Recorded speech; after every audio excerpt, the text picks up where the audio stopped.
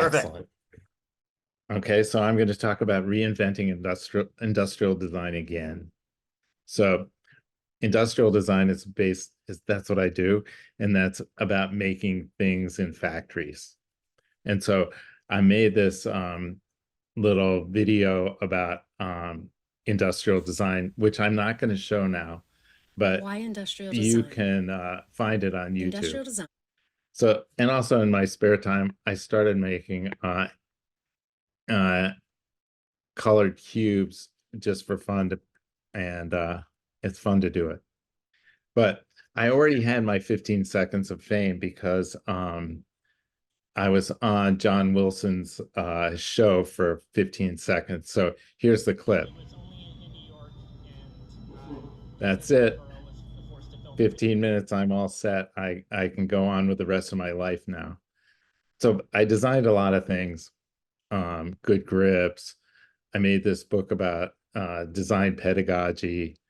I worked with Henry Meyerberg on this university architecture in Narholz, and made that voting machine with Microsoft, and also designed a bunch of wacky watches with Joe Boxer. So, and I also worked in a lot of different places, started a bunch of different design studios, and now working with Athlon, and I also teach at Parsons. So reinventing industrial design. So the first industrial designer opened his office in New York in 1923, and his name was Joseph Snell, and he claimed to be the first industrial designer, and I think it's a good mark as the first guy. And like all industrial designers, he does everything. So he said he designs from ads to andirons in automobiles, from beer bottles to book covers, from hammers to hearing aids, from labels and letterheads to packages, pickle jars, and from textiles to telephone books to toasters, typewriters, and trucks. And one of his first designs was this scale. And I like it because on the bottom it says step on it, which I think was maybe his philosophy about design too. So around the same time he opened his office, Donald Donor was developing the industrial design pedagogy, and it was based on the idea of working with factories to make things for consumers. And to do that, you have to understand how to make beautiful forms. You have to understand function and utility. And I put utility together with beauty to create the term beautility. So, but industrial designers know about materials and how production works. But one thing that's special about us, or was special about us, is that we focus on understanding the user and satisfying them. So design is a verb, and it's basically, I think, about thinking ahead instead of just like, oh, that's it, I'll do that. Anyway, and it's about collaboration. Industrial designers have to collaborate with people because that's the whole point of it. So this is my dad and his partner Bud, and they one of the first projects they worked on was this car.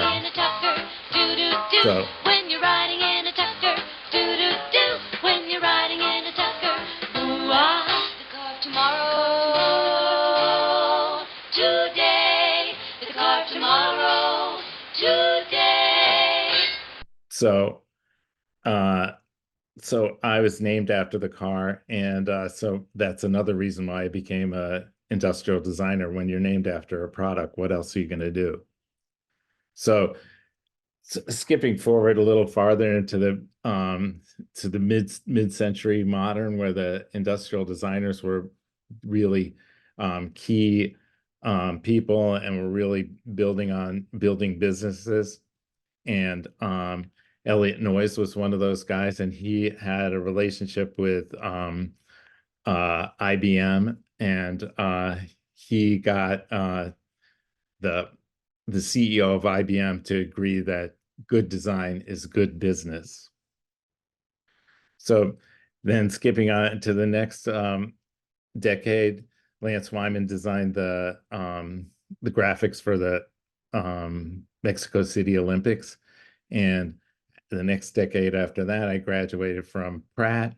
And what I ended up working with Lance Wyman.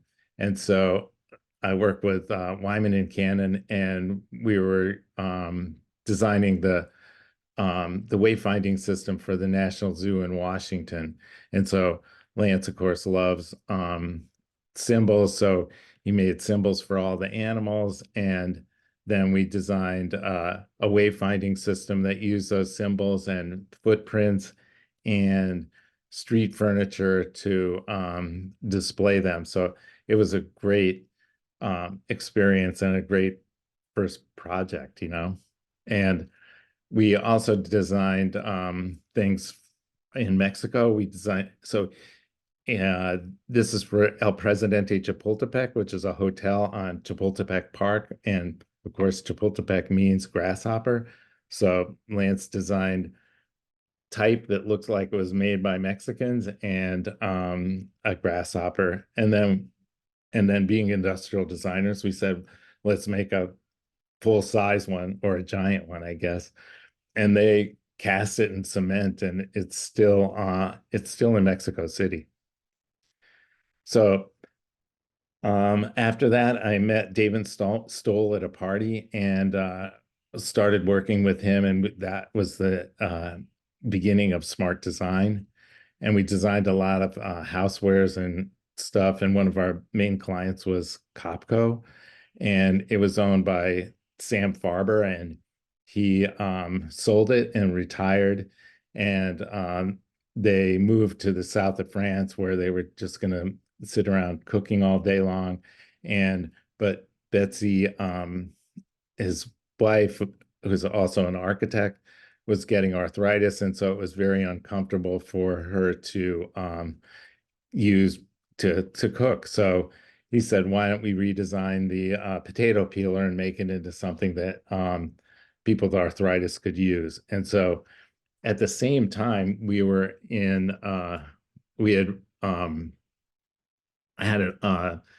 we rented a desk to Patty Moore, who was a friend of ours, and she was just finishing her master's degree in gerontology. And what she did was she dressed up as a old person and walked around and found out what it was like to be old. And so she always told us all the time, like, how bad it was going to be when we got old, and we should design stuff so we'd be ready for that.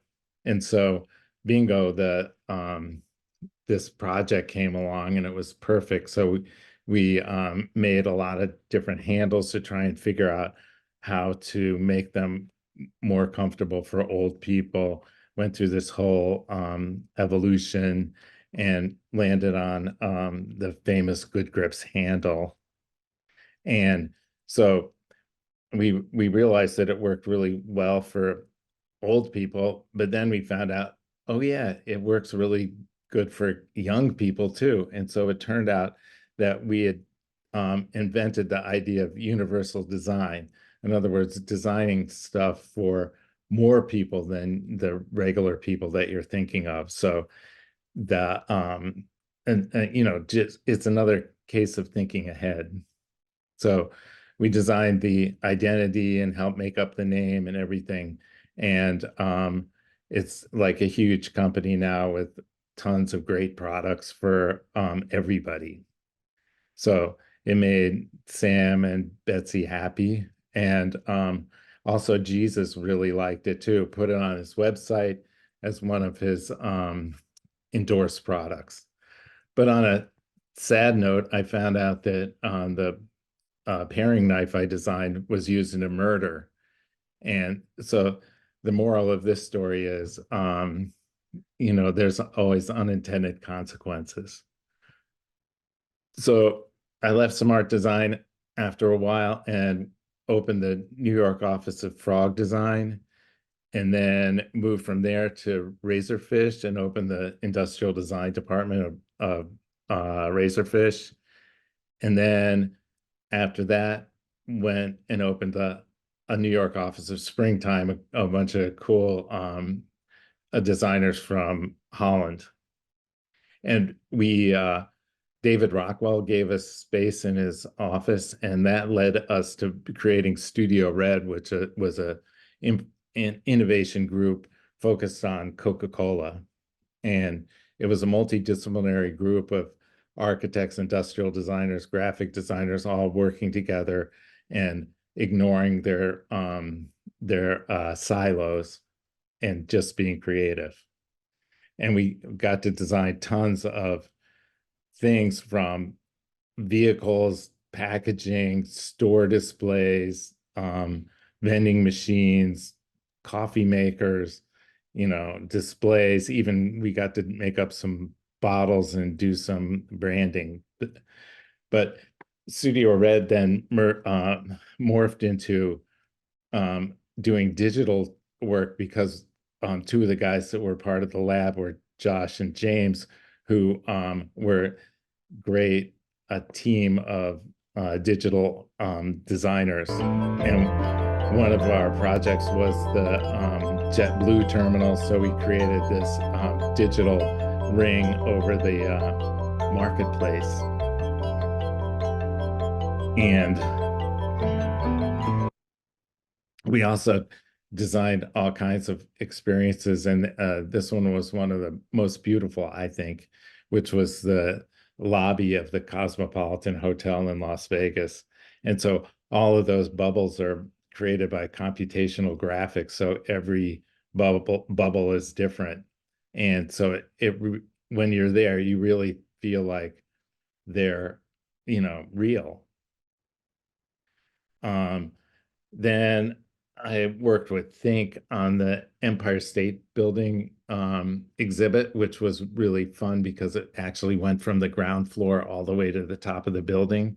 So the tallest exhibit I ever worked on, and which led to working on the Shanghai Planetarium, where we designed, I worked with a Chinese company, and we designed all the information graphics and the exhibits in there, starting from the main floor exhibit, which was all about the solar system, and then more philosophical or mathematical, where we tried to express the idea of time and space and how it's like warped, and you ends up going in, you walk through this room and you go through a black hole.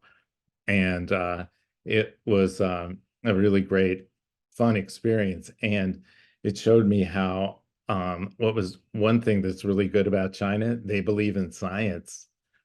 So the next project that I did along those lines was with the Shenzhen Technology Museum, where they asked us for a concept for the lobby. And so being concerned about our climate, I said, why don't we make a giant carbon foot out of the carbon that's in the air? And so in the back of the lobby, we're going to have these machines that extracted the carbon from the air, made it into a paste, and then it would be 3D printed into this giant foot in the lobby. And so that they didn't do this, and that they had two questions: was how long does it take? And I go, I don't know, we never did this. And the other ones, they were worried that maybe the drones would fall out of the sky on somebody's head, which was too bad. Anyway, it was a good idea. Then I started working with Hyperloop. Hyperloop's that transportation system where the capsules shoot through a vacuum tube at supersonic speeds, and it's very energy efficient. And so it's a huge project. So I decided to help them figure out the sound for this thing, because it doesn't cost any money to have sound. So it was something that we could do easily. And so we created, oh, so we were trying to figure out what the sound would be. So of course we asked Chat GPT what the sound looked like. And so it made this image, and we're like, wow, that's pretty cool. But uh, we we asked it again, and it made this one, which I was really impressed with. And so I said, well, why do you always have a person in there? Make one without a person. So it made one with a cat.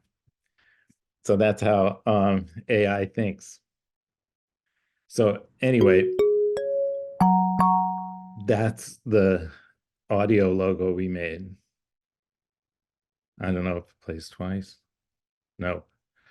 Okay, so another, we all know about the problem with voting, and so, and it's more of a problem today. But I back after um, the Bush election, I was like, why don't how hard is it to redesign the ballot to make it easier to and more equitable?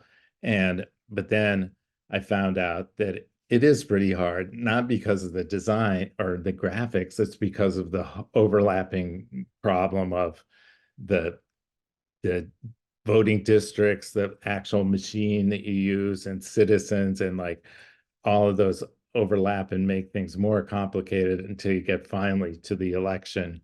And then I found out that this guy, Drew Davies, was already made little pamphlets for the voting districts so that they could try and make better designed ballots. And then not only that, he made a whole bunch of these all on all different subjects. So I was like, okay, well, I guess I can't do anything to help there. But luckily, then he recommended me to Microsoft, who was working on this security software for voting booths, and they had this contraption that they wanted to present um, in like 3 months to this.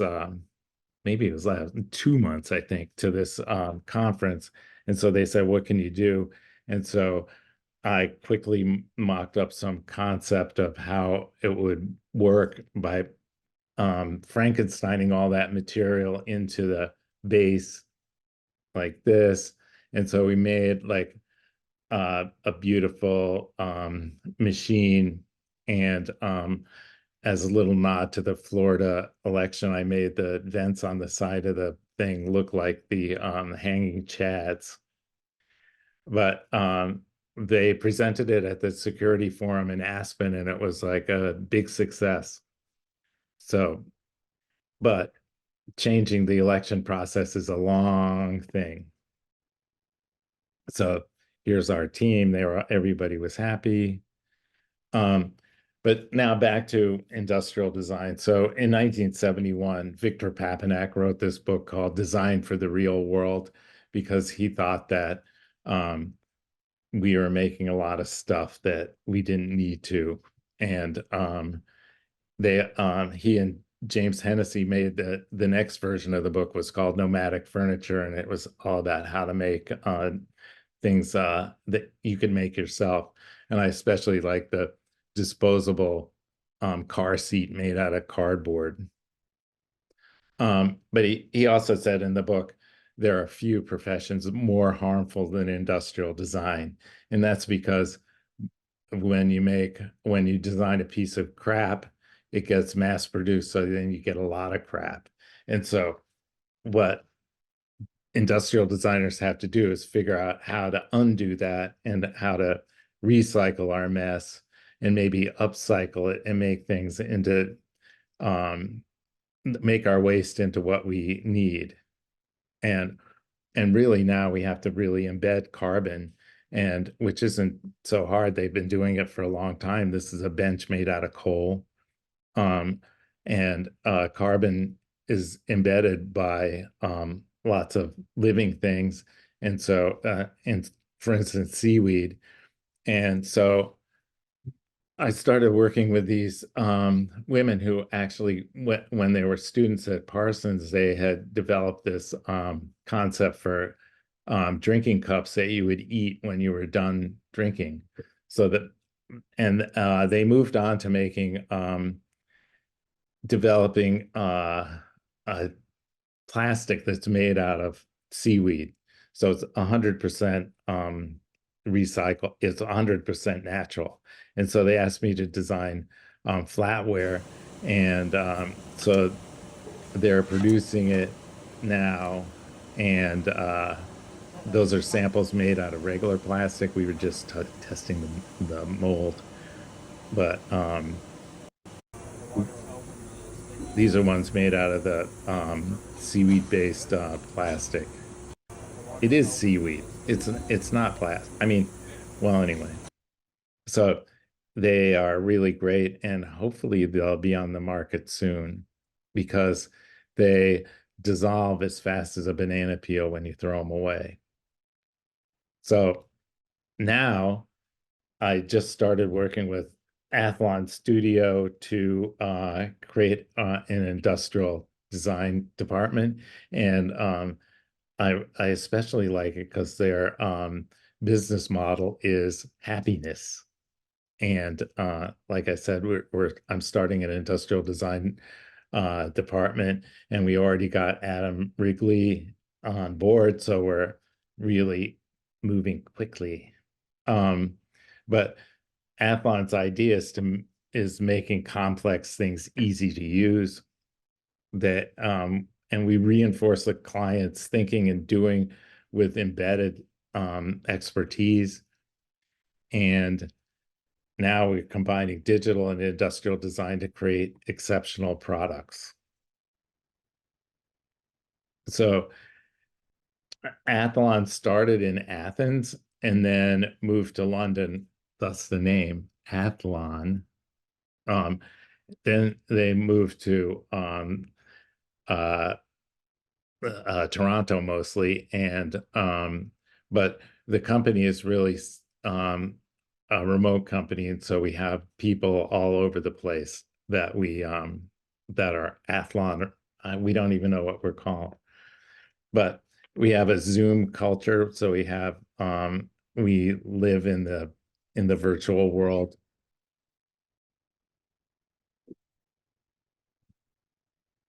Oh, I just found out a friend of mine just said, why don't we call ourselves Athloni? But anyway, so there's no commuting and no timesheets, and we are remote, but at the same time, we're embedded in our with our clients. So we have but that seems like it might be a train wreck. How can you be embedded and remote at the same time? So what it's an age-old idea of you take two things and see what happens where they overlap. And so that's our model, to be in between a consultant and an in-house designer.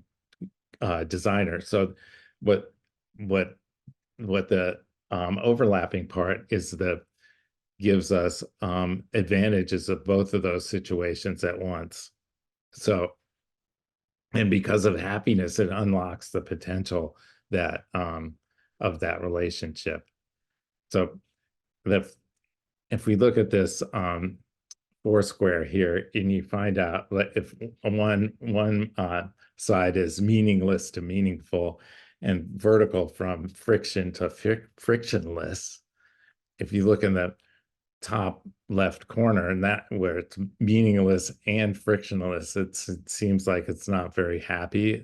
It's or when it's meaningless and with friction, that's frustration. Or maybe if it's friction with meaningful, then that's burnout. But up in the right-hand corner is where the happiness happens, where it's frictionless and meaningful. So happiness, of our definition of happiness, is that it's pleasure and purpose, again, where they overlap. So, and we're not limited by any dimensions. We are, create the whole any part of the whole experience or the whole experience. So it's everything. So for us, it's happiness by design, or for everyone. So the in summary, the main idea of design is to make things that are attractive. And that's what business wants. They want us to create attractive things so they can make money from them. But I think it should be the other way around, that business should be supporting us because we're doing the good stuff. Business is just making money, but we're making the world happier and better. So we create more meaningful work for people. We focus on the bottom line, the triple bottom line, which is both prosperity or profit, people, and the planet, because that's where we're going to hit that sweet spot. And so it's making stuff that's good for us into things that we want. So happiness is good business, and it's good design too. And that's it. Reinventing industrial design. Did I do it? You did great. All right. Let's Should let's put up for some questions. Thanks so much, Larry. That was brilliant. All right, do you want to stop sharing and I'm we'll trying to open it figure up? out how to do that. There we All go. right, you did it. Okay, does anybody have any questions or should I kind of dive in? I'll start. So Tucker, so one of the things you're doing is, you're teaching at Parsons. Um, and I'm wondering, like, as you're sort of preparing students for this sort of new world, like, what are the skills you think are important? Or like, what are the things that are worth teaching at this sort of like moment in design history? Well, the good thing about teaching is that it's not just me teaching them, is I'm learning from them too. So it's like the intersection of experience and inexperience, or their experience, I guess. And so, but I'm a believer in the design process, because I think basically um uh and I think that everything is design, right? So whether, this is a design, me picking up a cup of coffee to drink out of it, I'm doing it intentionally. I'm trying to get some coffee in my mouth. Yeah. But there's a lot of bad intentions or mistakes that you can make. And so the design is trying to figure out the good way to do it, as opposed to the bad way or an accident. So that basically, that's the main thing I try and get students to realize, is that it's their choice, and that they should make good choices, and that they should think about how they're going to make that choice.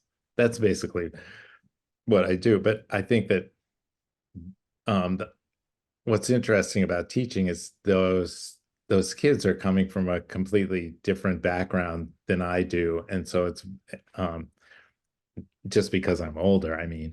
But so with all this new technology and stuff, it's like, how are we going to mesh that, and how are we going to be able to make good choices in that world, in this world, I mean. Great. Robert Mears had a question. Robert, you want to ask yourself or you want me to ask for you? I'll Oh, ask. yeah. Hello. Yes. Robert here. I'm going to ITP. I don't know if you probably know ITP. It's at NYU. It's Yeah. interactive. I was curious, what's your favorite interactive design? Well, I I like the ones that don't use a screen, so I actually taught at ITP for a while, and one of my favorite projects was one where I just said make a thermometer. And so one guy he thought that you that you would feel the temperature on your nose. So he made a giant copper nose that was connected to the outside, and you could just walk up to it and it would be the same temperature as outside. And another guy made a video every morning, kind of like David Lynch, where he just said, hey, today it's a nice day. And so I think that those are the kinds of the best kind of interactions there are. Cool. Great. Thank you. G. Martinez had a question. I do have a question. Yes. Sorry. I have a question. Oh, you have a question? All right, go. Yes. Ask a question. Sorry, I have a question. So when in this world that now is everything going digital, how to create the importance of analog, of all what is like the tact and the feeling and like the forms on terms of like design when everything is becoming an app? Well, I think, first of all, that's one of the things AI is going to take care of. Everything. We won't need any apps anymore because AI will be able to answer whatever you want. So, but I think that, and also everything is turning into your phone. So, but physical stuff is really important. We're physical beings and we live in a physical world. And there's two aspects. One is just like, making a nice place. And the other one is making sure that we have an environment that we can live in. And I think that designers right now have to really concentrate on removing carbon from the atmosphere. Like everything we do should somehow use carbon and put it in somewhere where it's not going to be in the atmosphere. That's great. I think there were a couple of different questions about AI. So what's your thought about AI being used in the design process? Well, a lot of people are using it. They go like, you have to design a hairdryer, and you go like, what's the hairdryer look like? And then they go make another one, and I think that's and AI creates some really wacky, interesting things, but I think that first of all, it's a long way from a rendering of something to the actual product. So, but it's a really interesting inspiration. Although my feeling is now almost all of those AI generated future things look like AI generated future things. You can tell it's not that deep. So, Yeah. Well, anyway. John Lewin had a question. John, you want to ask, or do you want me to ask for you? Yeah, sure. Hi, Tucker. Great talk. So Thanks. in the past, different parts of the world would have different approaches to design, different styles, different national kind of flavors. Do you think there are still important things to be learned from different markets, different cultures? Because it seems like it's all turning into one big generic world design style or approach. Well, hold it. That was mid-century you're thinking of. And so and personally, I come from that world. So I think that designing stuff that's more unified and more simple and beautiful use of materials and stuff, I think that's what I say is good design. But it turns out that there's people come from different cultures who don't think like plain is nice, or that they need to express their own culture somehow. And so I think that and that's why diversity is great, because we have like lots of different approaches to things with different and better answers maybe. And so I think that it's another one of those conundrums. It's like, how do we make, for instance, with Good Grips, it was like, okay, we made this perfect potato peeler. It should be good for everyone, but then how boring would it be if kitchen was full of good grips. Anyway, so I think it's one of those conundrums that designers face, which is okay, you know, and I think that we should embrace it and enjoy it. And personally, I think it's okay to steal stuff from other cultures, although that's kind of not okay these days. Yeah, it's like I think you and I were talking about this a little bit. But you know, I feel like if you look, I grew up in the Philadelphia suburbs, and like that's a place where it's like, you know, the industrial design, you know, exurbanization of America, where it's like everything is like super generic. You know, you have, you know, your restaurants or your Applebee's. And you know, I think in cities you see a lot of more like idiosyncratic you know, design, you see neighborhoods, you see cultures. And like I don't know. One of the things I always think about, you know, when I look at this is like, I think it's great to have great design, but it's dangerous to try to apply that, you know, across the world, you know, or across the board, because then you just get something that just feels incredibly homogenous. So that's my little rant. Okay, let's do another one here. Simio had a question. I'm just gonna ask this one. Something you wish you could redesign but haven't gotten around to. Well, almost everything. I think that's one of the problems with being a designer is everything you look at it, you go, well, I could do that better, or what's wrong with, I could fix that, or why did that guy design that stupid thing? And so I think it makes designers look like hypercritical assholes or something. But it's true. It seems like you wish, you know, when you're trained to be able to design good things, then everything looks like it should be better, you know. And anyway, it's a problem. So I don't know. The problem is not like what would I want to design, it's like how could I, or you know, what would be really great is if I had a crew following me around and I go like, fix this, fix that, and they would like saw it off or whatever, and that would be fun. Yeah. Well, I feel like great designers are often just annoyed by everything. You know, like you always Yeah. like it's just like there's like a million things to fix. Like I personally like find going into museums like wonderful because it's like what I do, but it's also like kind of incredibly annoying because like all I see is what feels wrong.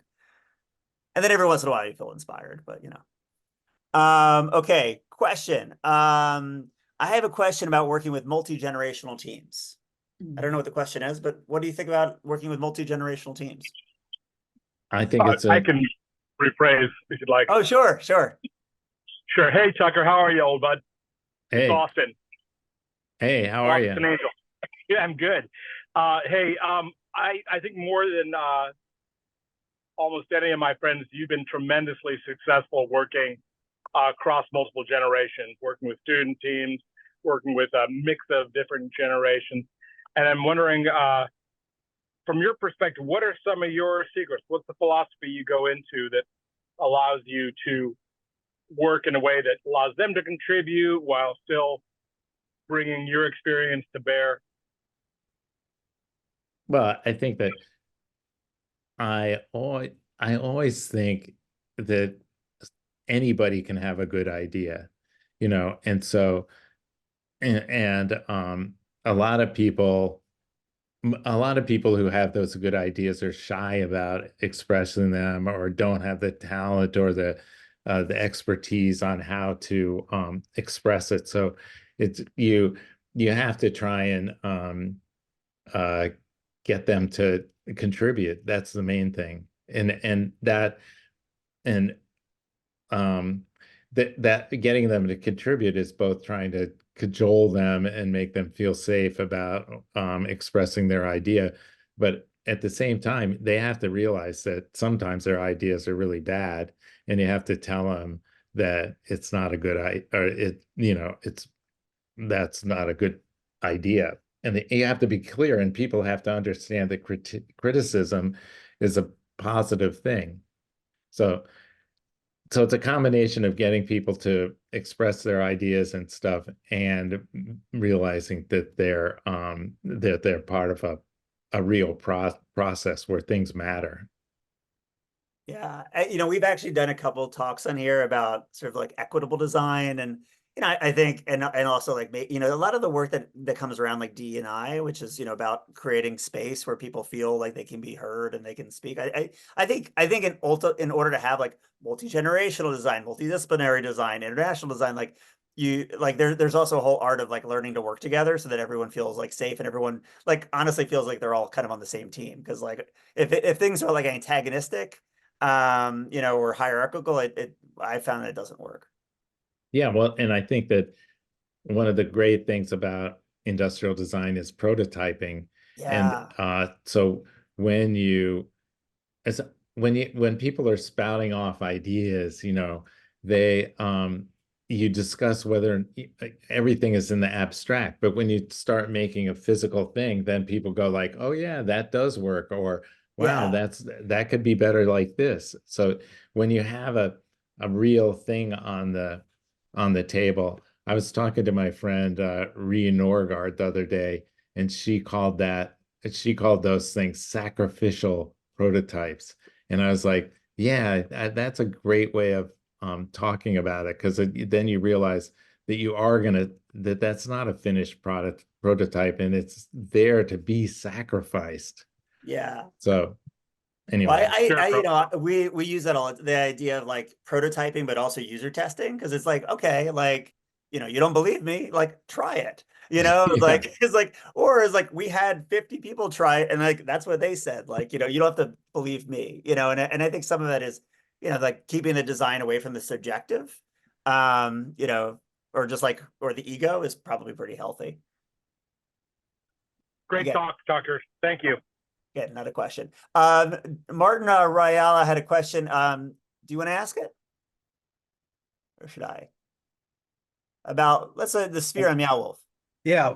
So we just did a symposium for educators in Las Vegas, and we visited the Sphere and went to Meow Wolf, and there seems to be this trend towards that, along with virtual reality and augmented reality.